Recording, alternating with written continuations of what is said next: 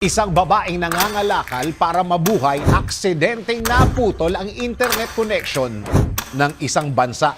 Sa panahon ngayon, halos lahat ay umaasa na sa internet, mapatrabaho, sa pag-aaral o kaya'y bilang paraan ng paglilibang.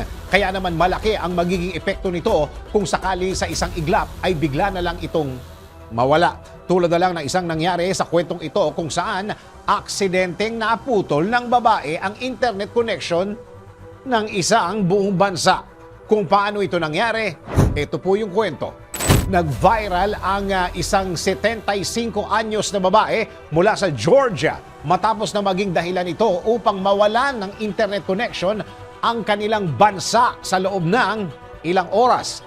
Ayon po sa ulat, nangangalakal noon ng isang lola sa pamamagitan ng paghuhukay ng mga scraps at mga bakal na pwedeng maibenta para pagkakitaan. Habang naghuhukay umano ang lola, ay aksidente nitong natamaan at nahiwa ang isang underground cable na naging dahilan upang maputol ang internet service sa kanilang bansa. Hindi lamang yun, dahil nadamay din ang ilang karatig na bansa na nagdulot ng malaking aberya sa pamumuhay ng milyong-milyong internet users sa loob ng ilang oras. Na-detect naman ang isang system na nagmo-monitor ng fiber optic network ng bansa na siyang nagdudugtong ng internet connection mula sa Western Europe ang laki ng pinsala.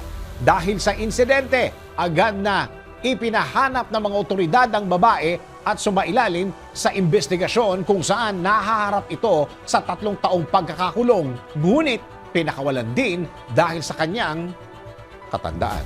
Ikaw, kung isa ka sa mga taong umaasa sa internet, isa ka sa naapektuhan ng naturang insidente, mapapatawad mo ba si Lola? DWIZ Research Report. Report. Thank you for watching. Tuloy lang ang panonood at pakikinig ng tamang balita sa DWIZ News, DWIZ News FM Regional, DWIZ News TV, Aliw Channel 23, nationwide. Mag-follow, like, subscribe, at i-share ang aming mga social media accounts.